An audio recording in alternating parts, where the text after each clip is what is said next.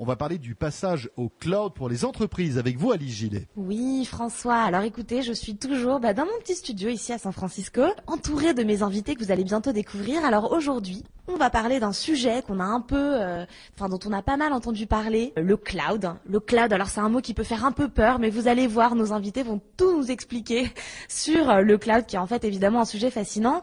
Et donc, on reçoit aujourd'hui à San Francisco Jérémy Bourdoncle, qui est cofondateur et président de Edera Technologies. Bonjour. Bonjour Alice, merci de nous accueillir. De rien, au plaisir.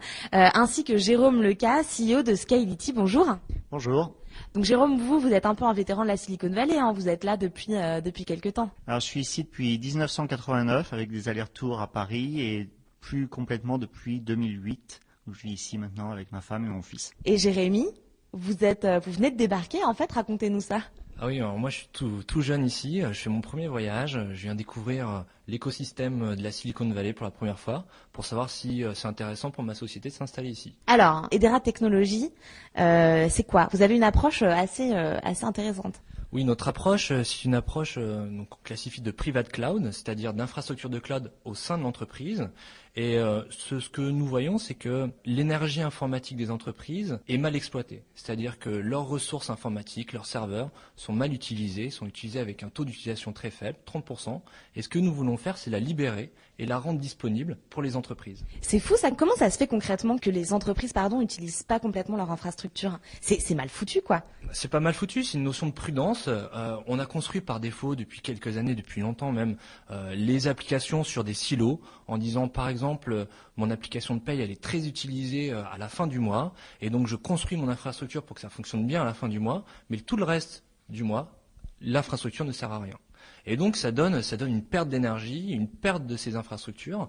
Et donc ce que nous faisons, c'est que nous rendons complètement dynamiques les applications et les infrastructures en dessous pour permettre une meilleure utilisation, une meilleure mise en commun de ces ressources, de ces serveurs. Vous permettez d'optimiser les infrastructures existantes de l'entreprise.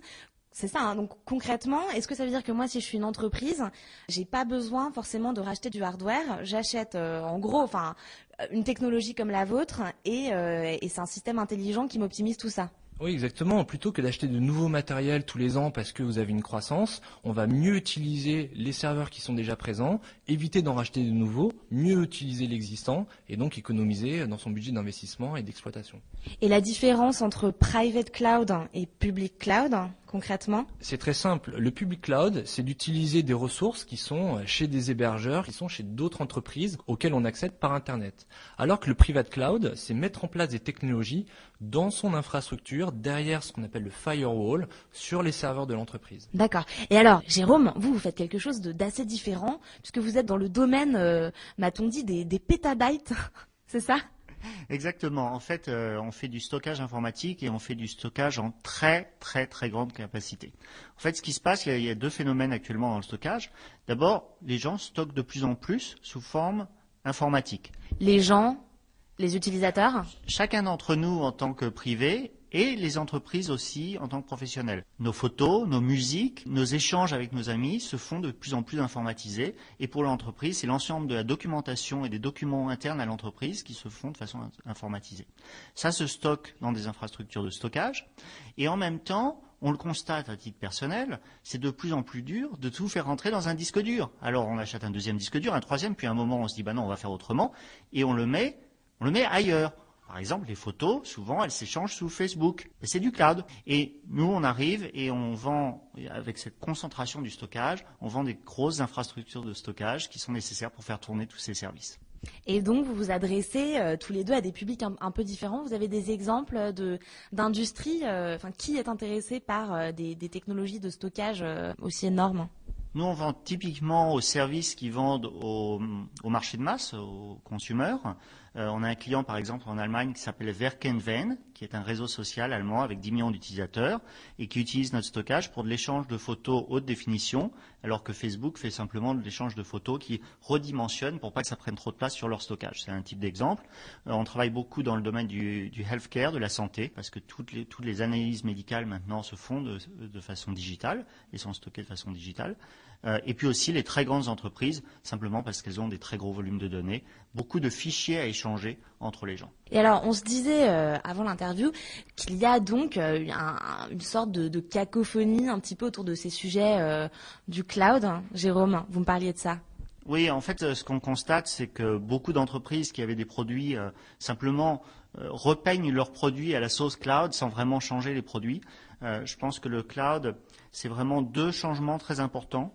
D'abord, c'est une innovation en matière d'architecture logicielle. C'est de passer dans les architectures qui sont dites web services. L'innovation du cloud, elle vient de gens comme Facebook, d'Amazon, de Google, qui font les choses différemment de l'informatique d'entreprise classique. Donc ça, c'est un premier changement. Un deuxième changement que je vois, c'est que l'innovation dans l'informatique, ces 30 dernières années, a été conduite par les besoins de l'entreprise. Depuis quelques années, l'innovation vient des services grand public qui, parce qu'ils servent maintenant des millions d'utilisateurs, sont beaucoup plus demandeurs d'innovation.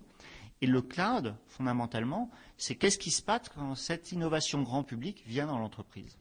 Et donc ça doit être un peu bizarre pour les entreprises d'être pas victimes de ce phénomène, mais d'être un peu passifs. Je sais pas, ils doivent s'adapter à ces changements. Jérôme? C'est sûr que c'est un grand changement pour les directions informatiques. On parle ici dans la Silicon Valley de consumerization of IT. C'est le fait que toute l'informatique est en train de devenir un marché de type grand public. Et vous avez raison, c'est difficile pour les directions informatiques. Et ce qui se passe, c'est que l'employé est aussi un utilisateur informatique grand public à la maison, où il a l'habitude avec son iPad de pouvoir consulter des photos, converser avec ses amis qui sont au Japon, utiliser son iPad en télécommande de sa télé, et il arrive à son bureau et tout est beaucoup plus compliqué et ça lui est inacceptable. C'est ça, il y a un tel décalage en fait entre l'expérience qu'ont les utilisateurs chez eux et dans l'entreprise que c'est les entreprises. Est-ce que vous diriez qu'elles vont être obligées de passer au cloud? Maintenant, on est obligé de passer au cloud quand on est une entreprise ou ça se passe comment? Jérémy? Alors, les entreprises sont pas forcément obligées de passer au cloud, mais ils sont obligées de passer à des nouvelles formes d'applications qui leur permettent de répondre à la pression des utilisateurs, de leurs employés, qui sont des jeunes qui ont l'habitude, qui arrivent sur le marché, la génération Y, qui ont besoin qu'on réponde plus facilement à leurs besoins, que les informations s'échangent. Et ça impose à l'IT, à la DSI, à la direction des systèmes d'information, de changer la façon de faire et d'être beaucoup plus réactive, de répondre plus rapidement aux besoins et aux nouvelles évolutions des applications. Et ça, c'est conduit par les technologies du cloud que nous apportons.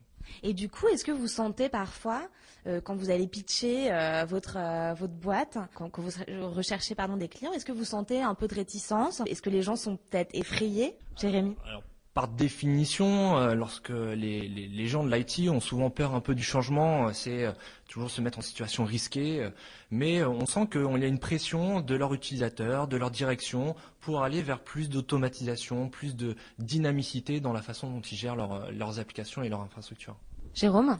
Moi, je dirais qu'on rencontre soit des interlocuteurs qui ne se sont pas encore penchés sur le sujet et qui fondamentalement ne comprennent pas de quoi on parle, soit pour ceux qui ont déjà rencontré le problème de gestion de très grandes infrastructures, c'est pour eux une évidence et c'est plutôt une question de comment et en combien de temps la migration va se faire.